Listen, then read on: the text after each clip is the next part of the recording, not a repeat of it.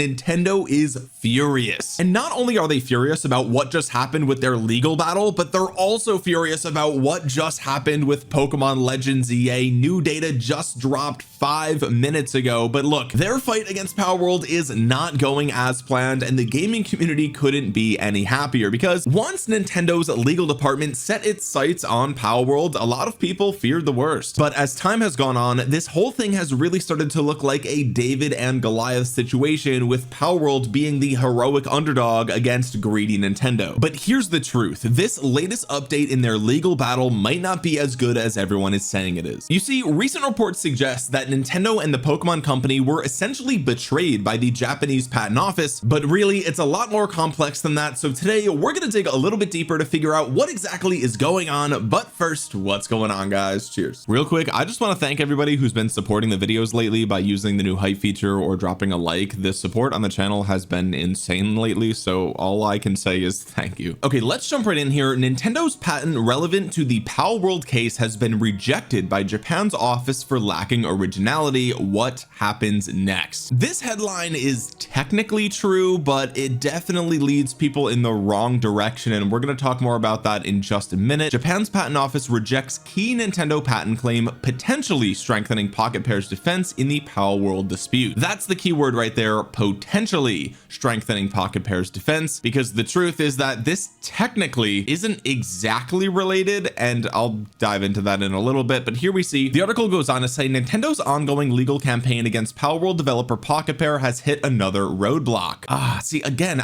that technically is not, it's like not really true. Okay, let's just continue. A key patent in Nintendo's monster capture family, one that sits right between two patents currently being asserted in the Tokyo District Court, has been rejected by the Japan Patent Office. The decision cites a lack of inventive step, pointing directly to older games such as Ark, Monster Hunter 4, Craftopia, Kantai Collection, and Pokemon Go itself as examples of prior art. For Xbox players following the saga, and especially fans who jumped into Palworld on Xbox Game Pass, this new twist adds even more weight to Pocket Pair's defense. It reinforces the argument that Palworld isn't necessarily copying Nintendo, but rather is inspired by and builds upon decades of established game mechanics. Now, this news was originally reported by Games Fray. This is kind of like the #1 source of information surrounding the Nintendo versus Palworld situation. They actually shared this yesterday, but I was visiting family, so I apologize for this video being a day late. But here's what Games Fray had to say. Nintendo's patent infringement litigation against Palworld maker Pocket Pair is still ongoing, of course. Nintendo clings to all sorts of theories to defend its patents against Pocket Pair's invalidity arguments, including the position that mods should not count as prior art. So here's what's new. A decision called Office Action, made by a patent examiner of the Japan Patent Office less than 2 weeks ago, casts serious doubt on the validity of 2 of Nintendo's 3 Japanese patents in suit. This is about pending application number 31879 that is a sibling of one of those anti-Palworld monster capture patents and the parent of another. And I think this is where some of the misinformation is going on right now, right? Because I see a lot of people online saying that, oh my god, this is a slam dunk win for Palworld, when in reality the patent in question here is actually not even one that they're using against Palworld or Pocket Pair. Now, it's definitely related, which is why so many people are excited about this, but technically speaking, this is not a patent that is being used against Palworld. And I think that's where a lot of the confusion comes from. So realistically, this actually doesn't have any effect whatsoever on the current legal battle against Palworld, unless Palworld takes this new information and shows it to the court and says, hey guys, look at what they just said about this highly relevant patent that is not technically part of the lawsuit, but is like deeply intertwined in ways that can't be undone, right? And by the way, I am not a lawyer or legal professional, but Florian Mueller, who is the author of this article, I believe actually is, which is why we're using Games Fray as a source here. Now, going on, they say this sibling patent has been rejected on a non-final basis because the patent office, after a third-party submission of prior art, determined that the claimed technique lacked an inventive step. Okay, so a lot of legalese in that statement right there. So let me go ahead and break this down for you as best as I understand it. Okay, basically the patent office said, hey look, we are rejecting Nintendo's patent. This is not final. They can respond if they want to, but as of right now we are rejecting it because a third party has submitted evidence that there are games that exist that came out before Nintendo filed this patent that makes this patent completely irrelevant, right? I mean, if you have a patent claiming that you invented these game mechanics, right, and you submit this patent in 2021 and we can find prior examples of video games that do the exact same thing, right, well then clearly the patent has to be rejected because, well, I mean, it's obvious, right? And this is what everybody has been saying all along. Like, if there are games that have existed for decades that have all of the mechanics that Pokemon is trying to patent, then how could they possibly get a patent for these mechanics? It makes absolutely no sense. So the patent office is saying like, hey, look, all of these games, they have the same mechanics as the patent that you claim to have invented, therefore you lack the inventive step. You didn't actually do anything or provide anything of value here to earn this patent, therefore it is rejected. Now again, it is non-final, which means Nintendo can further double down and they can further provide more evidence that they did in fact invent something here, but as of right now the Japanese patent office is not convinced. The prior art references cited by the Japanese patent office include various games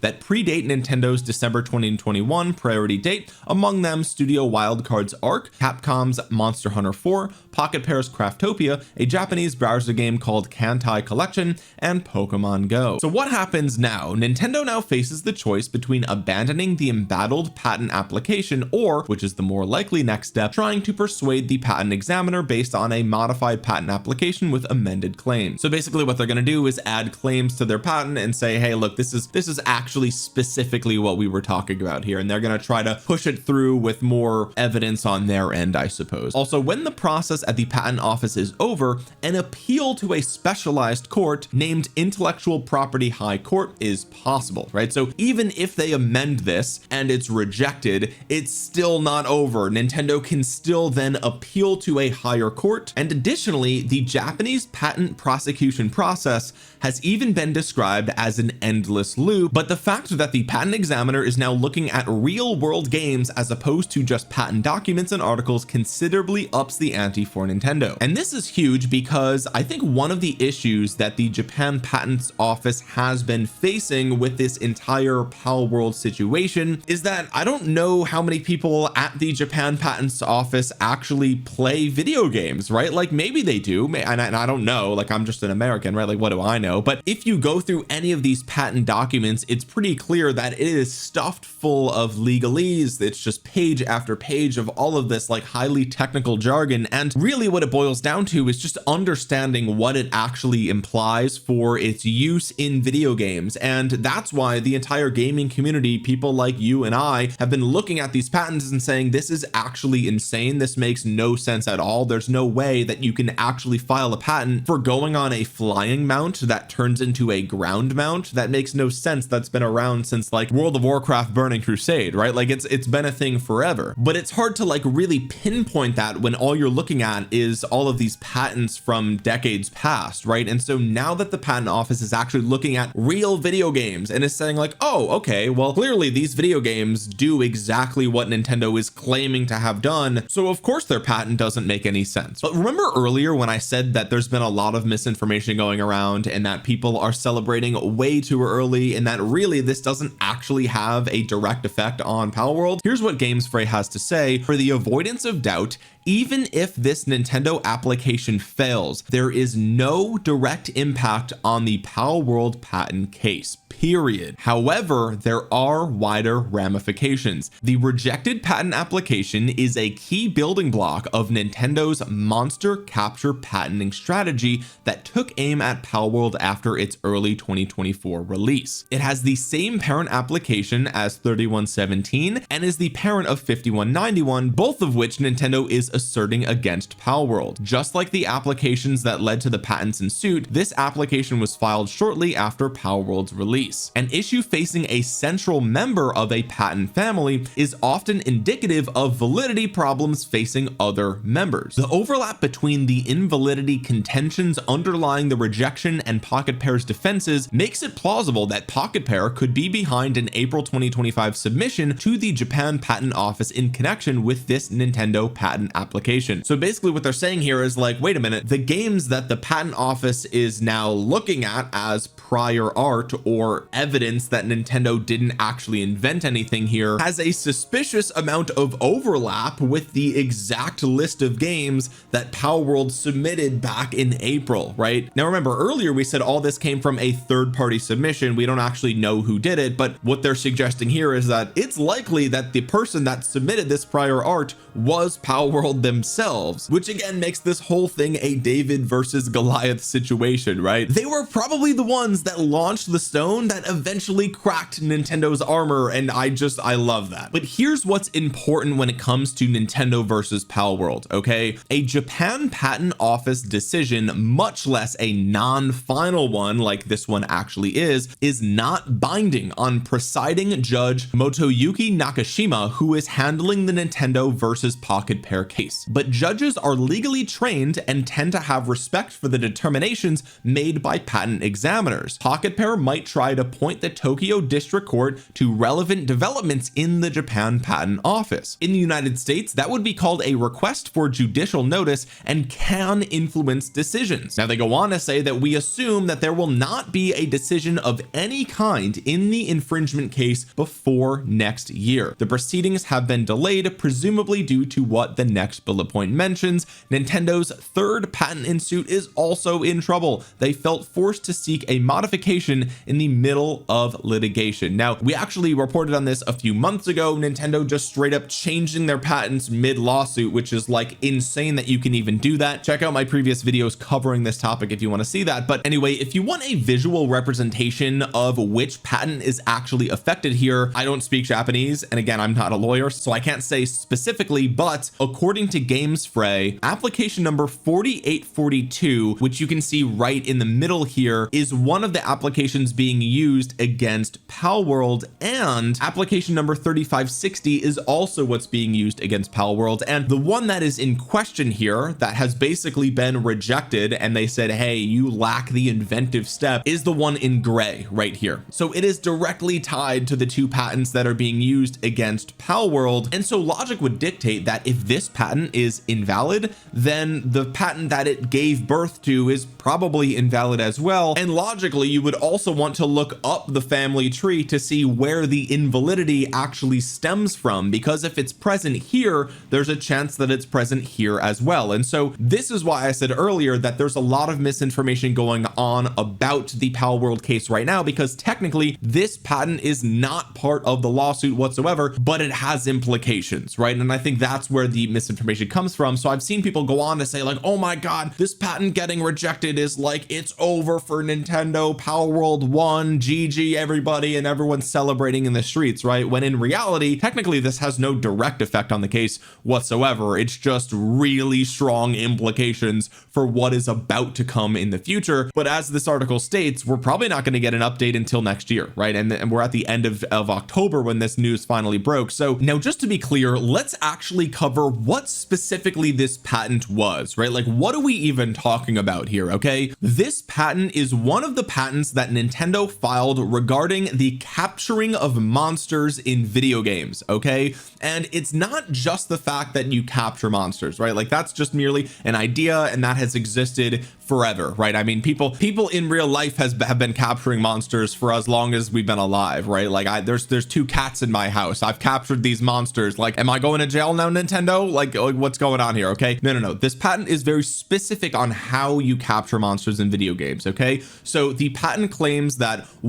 first you have to hit a monster with a specific item that will change the monster's status to paralysis, for example. Okay, when you paralyze the monster, it becomes incapacitated. Okay, and once the monster is in that state, the player then throws a special item referred to as a pod in this specific patent, in other words, a Pokeball, okay, towards the monster to either capture it or to start a final battle to secure it. Okay, so that is what this patent is claiming. It is not just the capturing of monsters, it's the battling, it's the weakening, it's the changing of the state of the monster to paralysis or some other state. It's the fact that the monster is easier to capture in that state, and the fact fact that you then will capture the monster by throwing a Pokeball at it. Okay, that's kind of like the top-down layman's understanding of what this patent is, and the patent that was actually rejected here was one that connects the two patents together that are being used in the Palworld lawsuit. Okay, honestly, I think one of the strongest arguments against this patent is Monster Hunter 4, which came out in Japan in 2013, and as you can see here from the official web manual, okay, this website is actually the game manual as presented by Capcom. This is capcom.com, the makers of Monster Hunter 4. As you can see, they describe the monster stamina can be drained with certain actions and attacks. Furthermore, you can use certain weapons and items to hit monsters with abnormal statuses. So they go on to say poison, paralysis, sleep, stun, blinded, etc. You could also use a shock trap or a pitfall trap to hinder the monster's movement. You can even use trank bombs or trank shots to incapacitate the monster as well, and then of course you can trap the monster. Now all of that sounds exactly like the patent that Nintendo tried to file, and forgive me, I don't know for certain here, so you can correct me in the comments if I'm wrong, but this patent was filed in either 2021 or 2024, right? And so